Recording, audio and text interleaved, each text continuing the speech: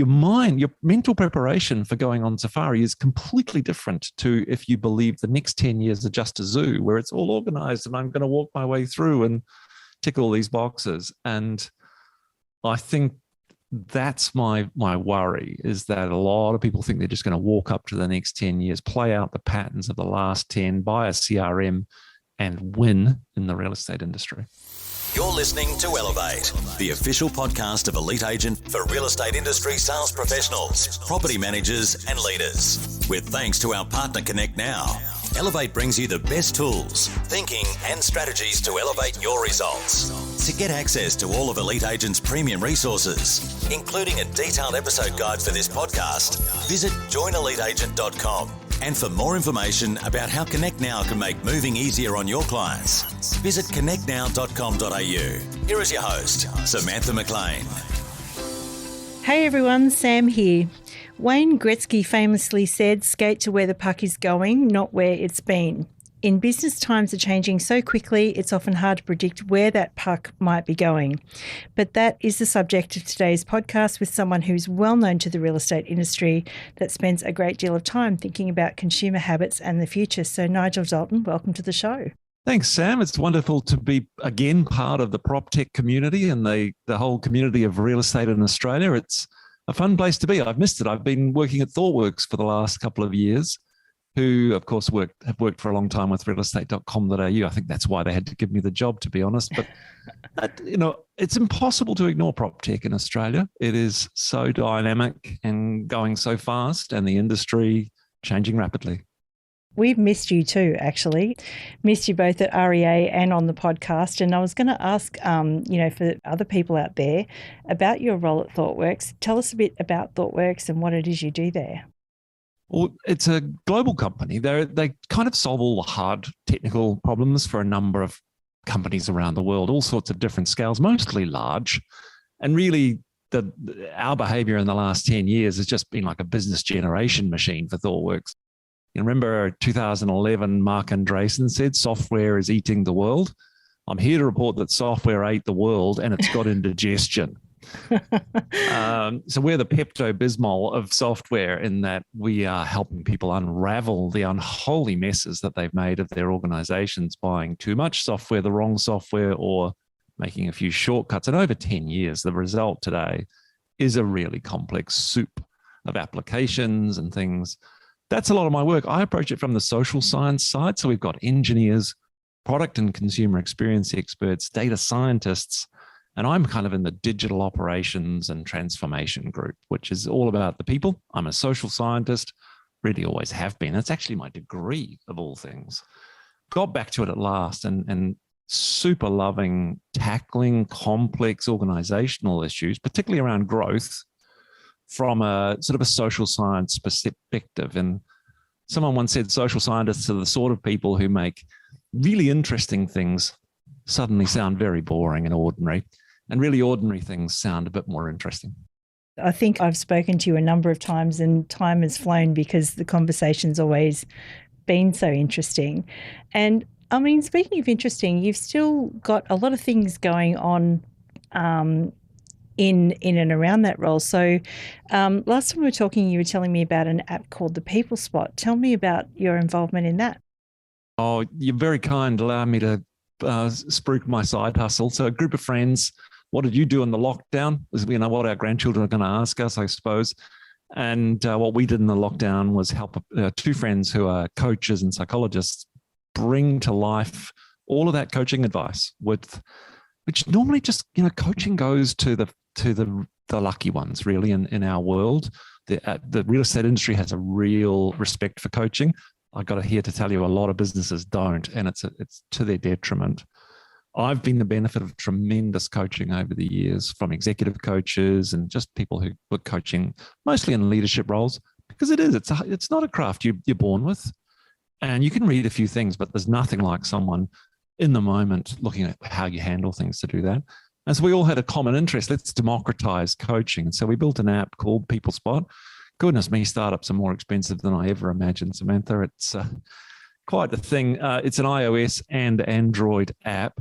And it is there for enterprises, really. It's a large organization problem where, you've got an HR department, they've got someone who's an HR business partner. They're very stressed in 2022.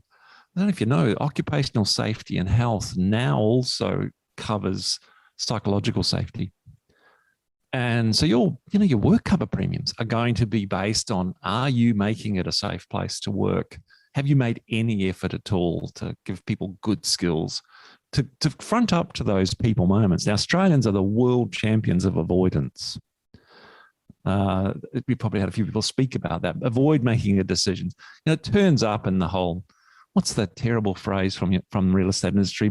Buyers are liars. No, I actually think buyers are avoiders, and they'll lie just to get out of the awkwardness of that situation. And we're aiming to eliminate avoidance and get people to walk up to those conversations that make you very nervous. Oh, I need to talk to my boss about, I need a pay rise, or I've got a weird email from my colleague. I need to have a chat to them, and I don't even know how to start it. So for a TikTok generation, 1, 2, 3, here's your thing. A little bot, which between you and me is not really AI. It's just a script, because that's how good coaching works. It's kind of a branched tree with questions and answers. And yeah, we're super happy to have launched it and got it out there with the first clients. And now it's all about growth, which having that and a day job, are we crazy, Sam? Yeah, I think you were the one that said you were never going to get involved in a startup again, but yet here you are. I did. Yeah, passion project. That's all. Yeah, I was going to say, it sounds really worthwhile. And I guess, like I'm picturing, because we're both parents to Gen Z humans, that in the future that they're going to, they don't really want to talk about their feelings immediately. They kind of like to explore, like what their options are and then make a decision on a course of action.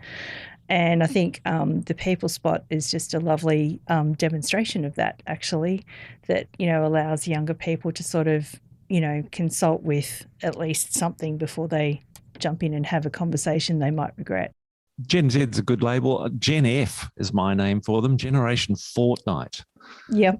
And I'm sure there's plenty of your listeners have had a nightmare with Fortnite in their lifetime with, I lost my child to Fortnite. I'm here as a social scientist to make that not so painful, because that generation are going to be critical in the real estate industry as employees. On the one hand, if you can build trust with them with some advice, because they're able to learn from something quickly on the web or in an app, they'll lean into that. You watch them playing Fortnite, they spend about a third of their time on YouTube or otherwise learning how to play. And imagine if in real estate, an agent or a property manager thought that it was their job to learn, that there was no differentiation at all between learning and doing their job. And that's what this generation does. Now, they're just coming into the workforce. It's fascinating when you start seeing job applications from people born in the 2000s. It cost nothing like that to make you feel old. But they are immediately good at things that the industry needs. They're good at strategy. They're prompt and just direct communicators. That's where we got emojis from, for cutting the crap out of communication. They're great negotiators. Beware that. They'll be negotiating, and with the People Spot app, probably negotiating a good salary as well. Collaboration. You can't survive Fortnite without collaboration. It just doesn't work at all. They're resilient. They bounce back. You know what? They lose, they get killed. They're just logging straight back in, spawning again, and away they go. In my generation, we lose something, and we're in the corner for 2 days trying to recover our egos. They don't differentiate between online and offline. It's like, they're perfectly comfortable in the metaverse. They accept AI. They love the data, and they just demand a transparency we're not really used to having with our employees. And that's going to be the challenge with them is keeping them stimulated. But gee, I like to remind myself of this, that 2050 is less years away than 1990. That's scary, actually. Now, you and I probably remember what we were roughly doing in 1990, just on the edge of the internet and technology eras, and both involved in the tech industry. And God, it's sort of both yesterday and 2 generations ago's technology. 2050, the acceleration's going to be triple the change we've seen since 1990. Yeah, it's interesting actually, because I've been trying to convince people that 2030 is not too far away. And so you've just actually made it very real that 2050 is not too far away. So thank you for that, I think. It's frightening, isn't it? It's frightening. It is like, and the mega trends that are going to happen in Australian society going to 2050 are the big picture for the things we need to think about. Yeah, so there's some of the things that, like we missed you so much, obviously, that, I called you a couple of weeks ago and said, come to Elite Retreat with us and talk about some of these trends emerging in the real estate industry. I mean, lots has changed in the last couple of years, particularly with the pandemic and I think we both agree that we still haven't seen play out some of the long-term effects of all the lockdowns and things like that. I mean, we are starting to see it with, car parts not being available and things like that. But what do you think are some of the trends that the real estate industry should be aware of? I think that the number one thing to start thinking about, and particularly if you're a multi-generational sort of agency or company and business in this industry, is aging. Compound interest was once called out as the sort of most irrevocable force in the world. I'm going to say it's aging. And if you look at the data, I'm the last boomer, 1963 birth. And the people who are before me are now on the verge of retiring, and their property needs to change dramatically. I'm not saying going out and start building old people's homes. I'm saying, what are the alternatives, and what are we going to do for a generation that the flip side of, there's a lot of jealous millennials going, hey, you hogged all the property and you've enjoyed the incredible fruits of a booming market in this period of time. So by 2050, now my favorite year in the future, the predominant 5-year age group in Australia, what do you reckon? Who's, women, men, and then say 5-year age groups, who's going to have the biggest voice in the Australian population pyramid in 2050? This is a pop quiz question for you, Sam. Have a think through, because it's not a pyramid shape. There's a clue. Used to be a pyramid with a lot of kids at the bottom, not many old people at the top to support. It's a very different shape by 2050. Is that because we're all living longer? All living longer. We have not had as many children. I mean, the world has less people in it by 2080 than it does today.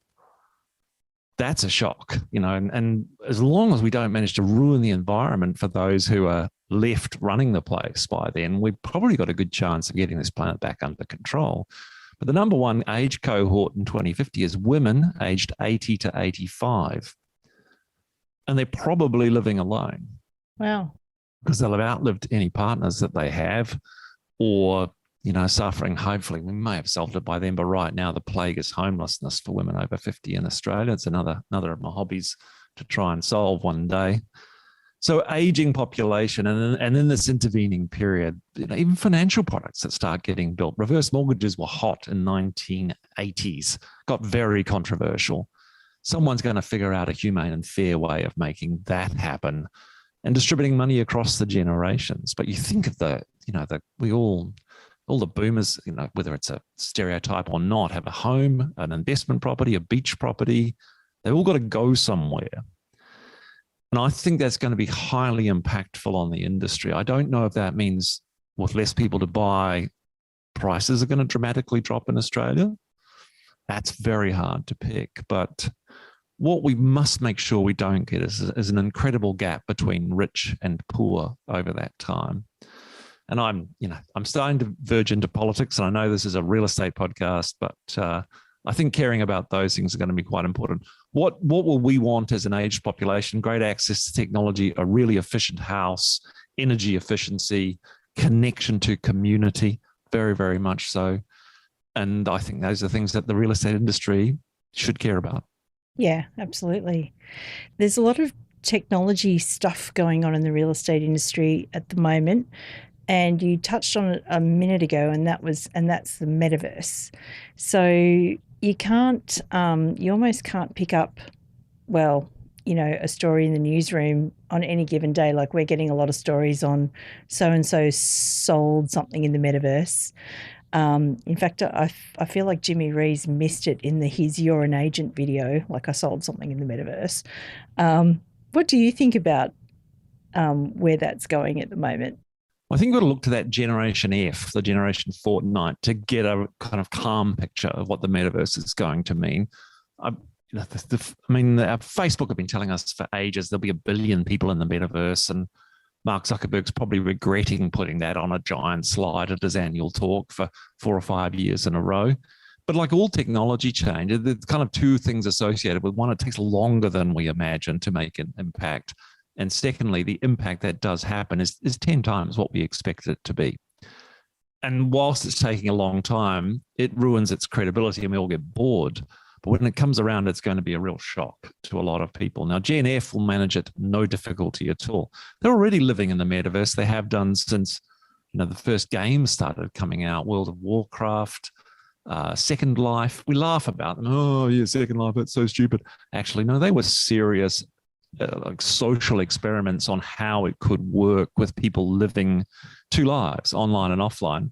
And what we've got now is a generation that can reconcile their O to O life, online to offline, really important business concept too, very, very easily. So does somebody paying $450,000 for a property next to Snoop Dogg in Decentraland sound like something that's ridiculous or crazy? It's got elements of sensibility and insanity in it. And this is the dilemma in this world we face. It's neither one nor the other. It's on a continuum. The historians call these times liminal times. They're the times between eras. We're the times between the last century where we knew everything was slow, 5-year plans, products lasted forever, innovation was slow. The future, 2050, is new things every 3 months, and technology is changing all the time. We're in the in-between. The in-between's very uncomfortable. And the same, and so we've got all these things that, how do you judge? That's the problem. I mean, Bitcoin and cryptocurrencies and like that, they're terrible. NFTs. We are talking about some of the most ridiculous exploitations of technology. That's just gambling. So that puts us off the metaverse completely because it's full of NFTs and it's full of all those things when we actually really need to think about a generation that, for example, have been absolutely excluded from buying property in Australia now. Even if, the government who didn't get in had offered access to their super, they were still going to struggle to get into a mythology around property ownership that we've been perpetuating for 50 years. Everyone wants property, probably 150 years. When you prevent them doing that, well, they're going to buy property where they can, which might be Decentraland. A bonus if you're living next to Snoop Dogg, I suppose, because it's got a little bit of a cachet of cool. But yeah, I understand it. It's pretty hard to know what's going to happen. But trust me, it's real estate. I feel like the most practical application or example, I don't even know if it's an example, but of the metaverse is this idea of a digital twin, like, with buildings that are able to talk to you about, well, it's obviously an electronic version of the building that can talk to you about what's going well and what's not going so well. Do you see, like, I always envisaged, here it is, this is years ago, that, property managers would have access to internet-enabled properties that would create the ability for more proactive management than what we see now in reactive management.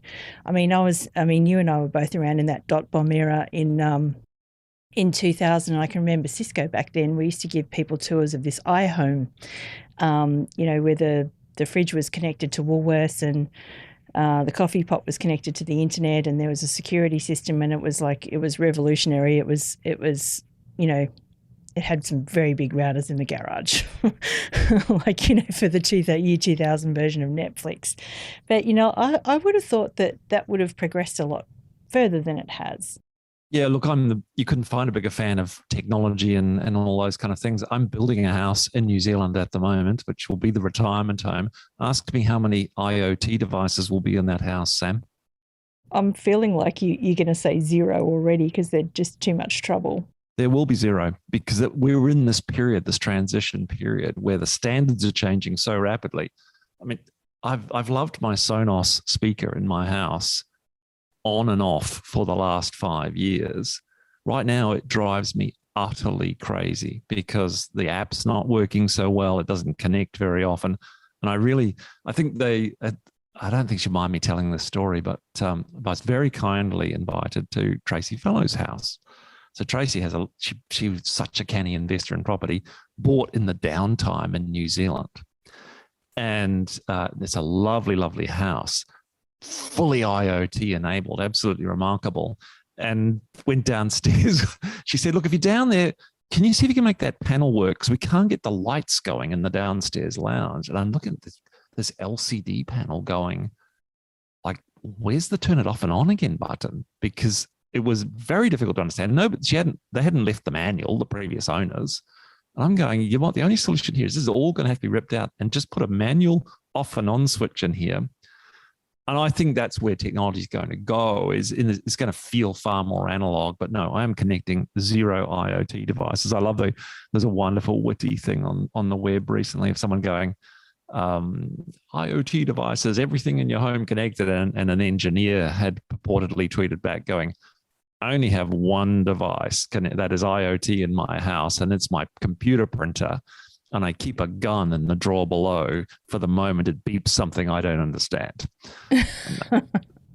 That's kind of where I'll be. The narrative is fantastic. I love all that stuff, but it's really another 10 years before that becomes like, your brilliant analogy of electricity 100 years ago, before it becomes invisible, which, I think what Jeff Gray was saying in his podcast last time about, when you don't see it, that's when it's working. Yeah. Speaking of the dot bomb, and I probably have to ask this too, is there's murmurs around the place that we're about to head into another, not, like in the year 2000, tech stocks had risen and then kind of crashed, and I lost my job, and so did a heap of other people working for Cisco and places like that. But, there's murmurs at the moment too that, some tech stocks are going south as well, like on the back of severe losses from some of the VCs and stuff like that. So what are you seeing in that area? Well, of course, I have a strong interest in it, being part of a startup and thinking about the VC world.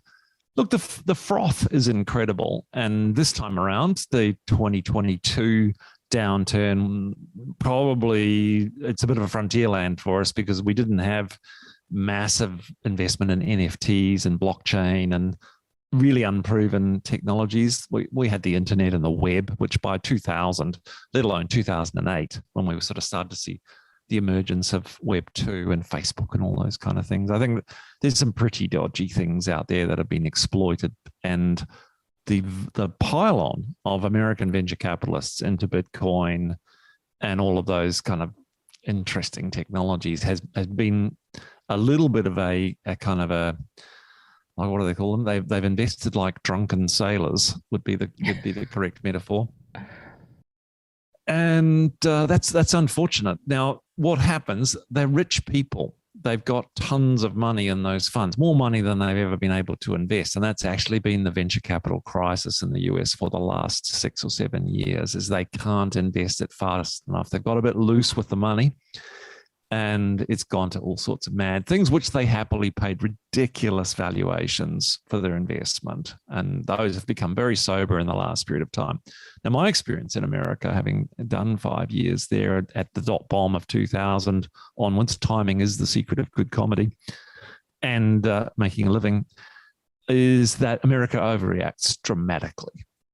And they don't hang around on layoffs, and they don't hang around on cuts, all those kind of things. There'll be a group of people who have a solid business idea, who are genuinely comfortable to ride this out, who've got enough money to last them 2 years, and they're going to be huge winners out of all this. It's such a buy market if you know the names and phone numbers of those people.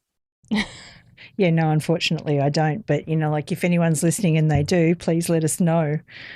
Speaking of trends, there's something that you often say, and we've just, without sort of explicitly saying it, is that sometimes a trend and something that is a fad can look the same to the untrained eye. What do you mean by that? It's possibly you're hinting very delicately at my wonderful quote, having been involved directly in innovation in the property industry, that being early is the same as being wrong. Yeah. And that timing is the secret of great comedy. And it's also the secret of any kind of innovation, is that you have to have pull. You have to solve a problem. And therein lies the struggle with innovation around particularly anything driven by tech, is identifying and noticing the problem or the struggle that people have. And that's the genius of any organization that's done well. And in the last period of time, I think the best technology innovations in Australian property have been where they've got to the nub of a problem through insight. A lot of people who are involved in the industry feel the pain and can step up to solving that pain. You know, thinking about Propic, thinking about Rita from Air, you know, as two people who've done an amazing job, both from the industry. No coincidence, accordingly. And having done so much work in virtual reality and 3D, only to have to kind of put it in the cupboard until and then a pandemic turns up and it's the hottest thing in the world.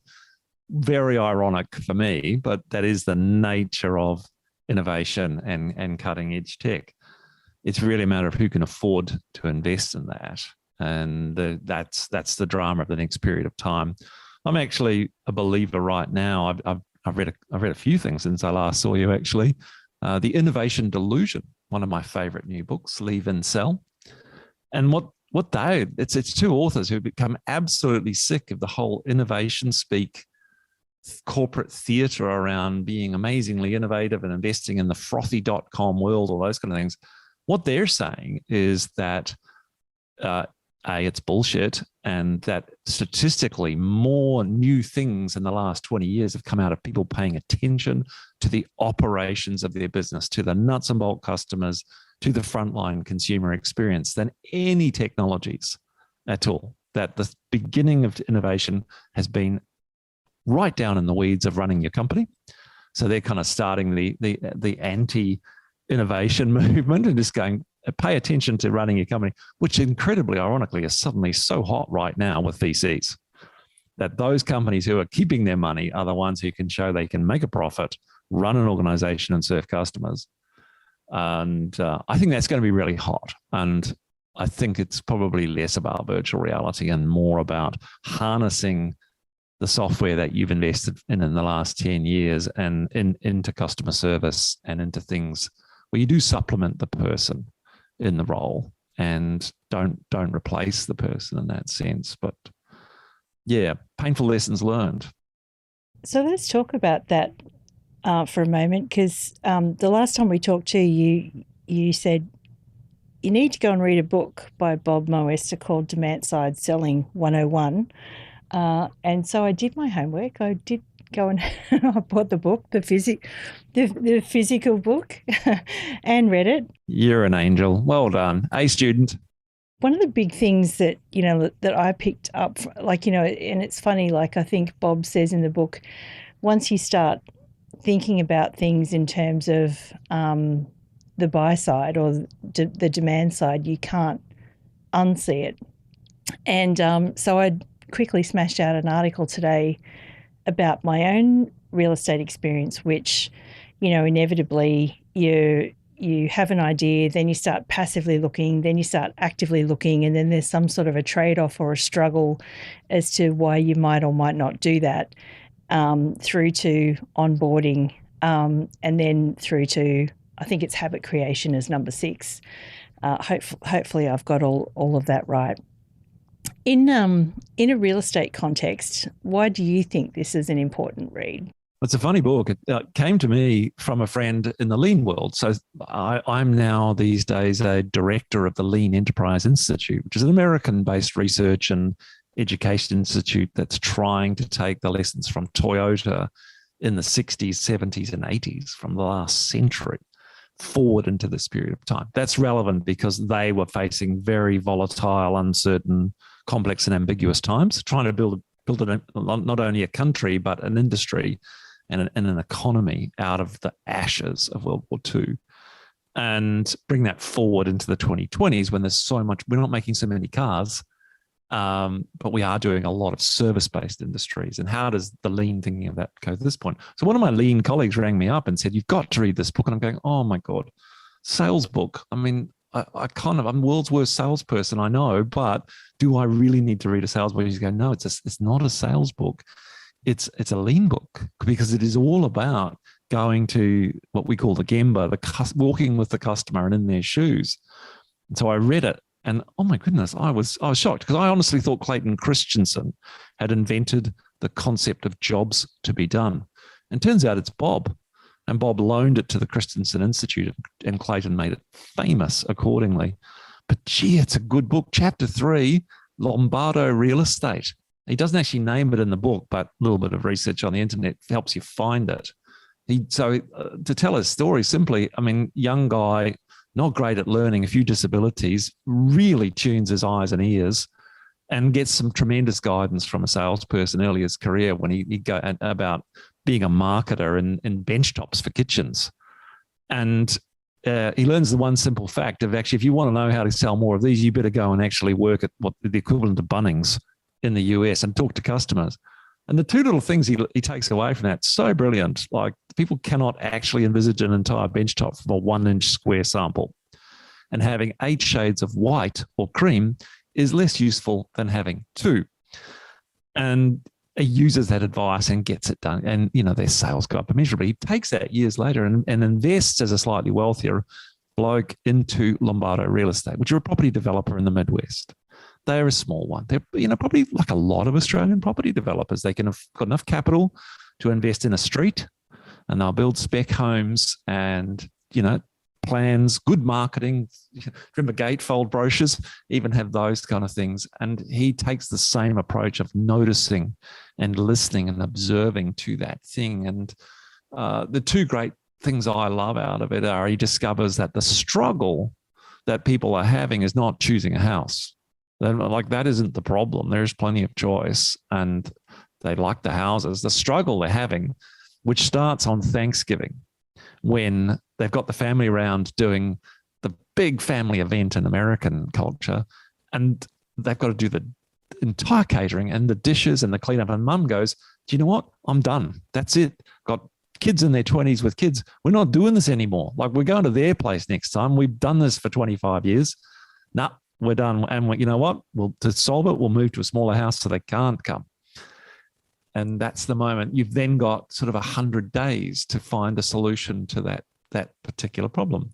So he's met a lot of those people at their opens with the show home on the development. And he observed that their problem was, in fact, packing their old house up and moving it to the new house. And so that's the offer they built in. They took out the free benchtop upgrade to Corian or whatever was the latest thing, and they put in the free, I'm using inverted commas there because everyone knows that's not free, removalists, high-class, white-gloved removalists who would pack you up and move you into the new place with no effort.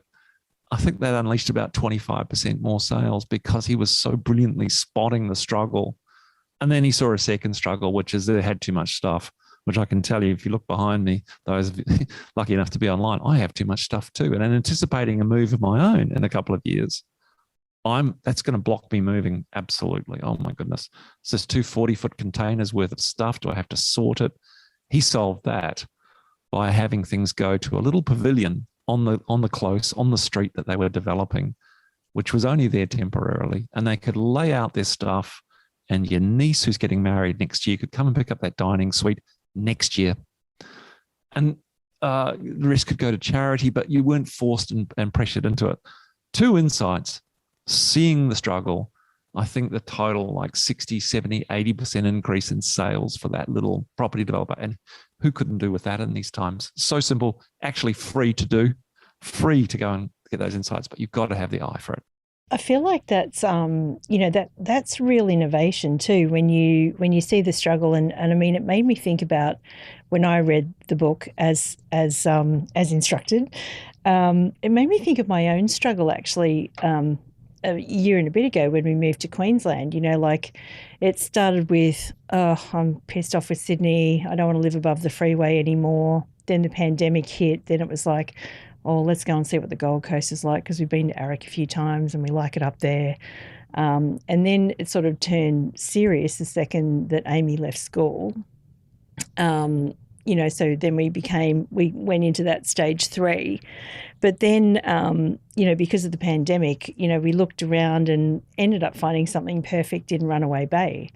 But then I thought to myself, but I don't want to go all the way to Runaway Bay. I want to be with the cool people in Broadbeach or Burleigh. And, I don't want to be that far from the airport and blah, blah, blah. And then, then the trade-offs started coming. But you can have a dog up there and you can have a disinterested cat. And in actual fact, really Runaway Bay, South Brisbane, because, then you're between the 2 airports and the house is big enough. And so, it's interesting that, there was a struggle there with me. Nobody helped me with that struggle in the real estate industry, and I think that's a real opportunity. And then secondly, like the onboarding in the real estate industry, or what Bob describes as the onboarding, is actually being crushed and paralysed by paperwork and removalists and all that sort of stuff, which again I think is a massive opportunity. And then your stage 6, which is habit creation. Well, nobody's created a habit for me in any of those transactions during the move. So, when we talk about the future, and what he sees as the struggle, I just see so much opportunity there for innovation, not of a prop tech kind, but of a people kind. Absolutely. What's our most precious commodity? Time.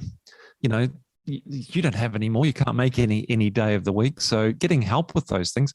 I mean, you think of actually, let's just talk secretly here for a moment. Think of the saving you and I are making now in the average real estate transaction, because our commission that we pay has dropped so dramatically. Now that's a problem for the client, for the agents of Australia. How can you get that back? Well, what about offering additional services, those kind of things? And I worry that the obsession of the Australian real estate industry is automation. And I worry that they're going to automate, if you'll pardon my French, some pretty shit services and processes that exist today in their businesses that aren't going to serve them through till 2050 or even 2030, to be fair. And you really need to sort those things out before you automate in your business. I think probably the most money in the industry has been wasted on CRM in the last 10 years, where it's one thing to buy the software and get it onto people's devices. It's another thing entirely to get a group of humans to believe that filling in their customer details and contact trails and those kind of things is actually of any value. Yeah, to them, yeah. Yeah, I can remember Sarah from AIR, the lecture I followed her, hard act to follow, and her telling of a situation she'd been into an agency who had 22,000 active buyers on their database. And she just said, well, you know what? This is good news. You never need to go on realestate.com.au ever again, or Domain or whoever, because you've got so many active buyers in your books. Every single property you ever get as a listing will sell. Oh, well, maybe, actually, I'm not sure they're all active in that sense. And if they were selling that agency, they'd have been trumpeting the fact they had such an enormous buyer database. It was just a list of people who'd ever turned up to an open. Which is very different, yeah. Yeah, it's a very different thing. And so the quality of the data and these, but they probably paid a lot of money for Salesforce or whatever it is that they had in that system, but their business processes were terrible. Their culture of sharing data and keeping data as a precious asset was terrible, wasting your money, to be honest. And I'll be first to admit that as a technologist in the last 10 years, I have not helped by putting out there the sexiest new tech solution this year and selling it to people. We sure do live in interesting times, and I think what you just said there too about over automating, like I've seen that myself. Like when I make jokes about being crushed by paperwork, it's all automated paperwork, but there are plenty of opportunities there. And ironically, and this is why I got in touch with you again, because the theme of Elite Retreat is beyond the default. So I'm delighted that you're going to be joining us on July 31 through to August the 3rd. And I believe Mr. Beyond the Default himself, Jason Fox. Super excited about that opportunity, because I do think that the human side of real estate has never gone away. We're obsessed with prop tech and all of the magic that it brings, all those kind of things. I am just astonished at the explosion in that sector. And we're at risk of forgetting that at the core of this is humans and shelter. So in Maslow's hierarchy of needs, those two things are at the bottom level. They're the foundation of what we do. And Jason and I met we both spoke at a conference some time ago. He'd written a fabulous book, which is now probably out of print, called The Game Changer. So if you're a digital book person, you'd probably be able to get it. And I used that to help guide how we ran technology at REA Group. That's how good it was. I went back to the office and said, you know what, let's just imagine what we're doing is a bit like humans playing games online where, and this is the Fortnite thing. This is a miracle of Fortnite. It shows you exactly what you need to create resilient people who can lean in for hours on end to a task. If you look at a Fortnite screen, and if you haven't seen Fortnite, if you're a listener and you've got an annoying nephew or niece who does play it, just go and sidle over and ask them to show you how to play it and be genuinely interested, because what they've got on screen is a progress bar, how much life points they have, what's their health, how many things have they collected along the way, where they've got a full dashboard of how they're doing, a map of where they're going, and a really clear sense of purpose and goal. How many people back in the workplace even know how much progress they've made this week? They just turn up to work and go for another day in the salt mines. And that was revolutionary for us to go, oh, we thought we were good, but actually we're not treating the people who are doing the work as well as we could. And we're not even as good as the most basic computer game. You think right back to my computer games growing up in the 80s, we had those things, a progress bar. And and humans need that. Absolutely. So I'm psyched because he is someone who's had to reconcile a world of technology with a world, his PhD is in human motivation. I love, he's so humble about it. He's saying everything I wrote for that is, probably bullshit. And he set about thinking about that all over again for the last decade or so. And what a great person to have on the team.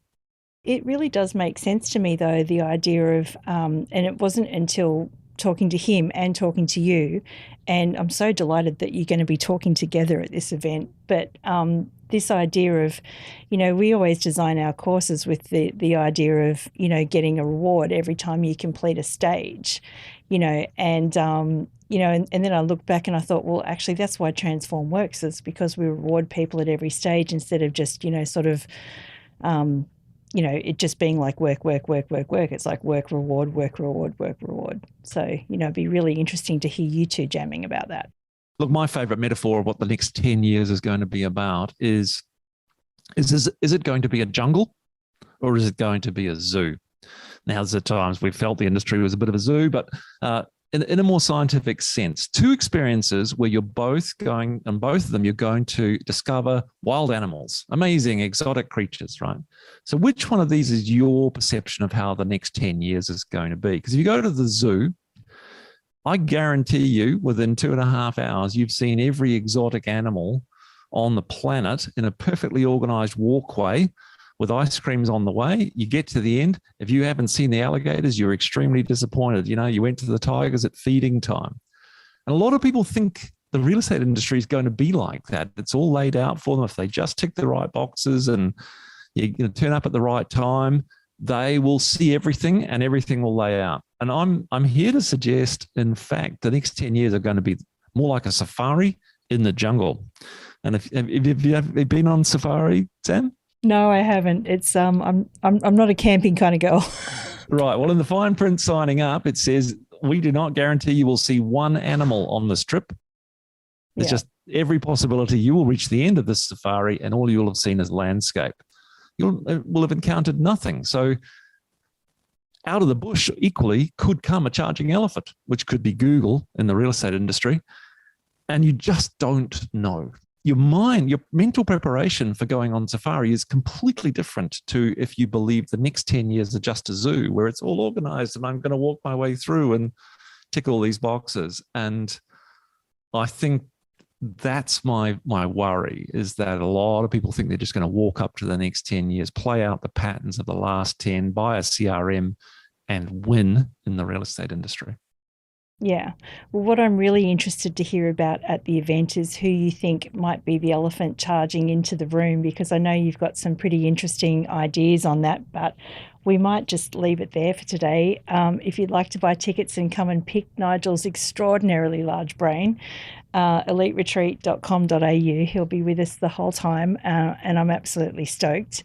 Once again, time has flown talking to you, Nigel, and our hour is nearly up. Can you believe it? So I wanted to thank you for spending some time with us and for talking about the future and all that sort of thing. If there was one thing that you'd like to leave everyone with today, what would it be? I think it's a little bit of hope. It's very easy to get overwhelmed by the scale of the industry and those elephants running out of the jungle, Amazon, Google, Facebook, all those kind of people with immense finances, downturn or not, wealthier than Australia put together, is that this is not a war of global companies versus local companies. Ignore the globals. They cannot get down to your neighborhood. What you need to be is the best player in your neighborhood. We always knew this at realestate.com.au. Same pattern occurred in America. People don't move more than 2 zip codes. And there's a ridiculous social science statistic in America. Something like 80% of people live within 25 miles of where they were born. So when you stop worrying about generating traffic to your listing from the other side of the country and start realizing that, having just sold a house, I've got incredible recency bias on this one. The buyer of this house lived 400 meters away. They knew the neighborhood. And that is the majority of real estate transactions in Australia. So those big companies are terrible at local. You're brilliant. Exploit that. And solve the struggle. It is a struggle. Getting property is a big struggle in Australia today. Renting, purchasing, there are structural reasons why that has occurred. That's not going to get any easier. And therein lies the challenge. Yeah, amazing. Nigel Dalton, thank you so much. My pleasure. Look forward to seeing you at the conference. We hope you enjoyed this episode of the Elevate podcast, with thanks to connectnow.com.au. Don't forget to get access to all of Elite Agent's premium resources, including a detailed episode guide for this podcast. Visit joineliteagent.com.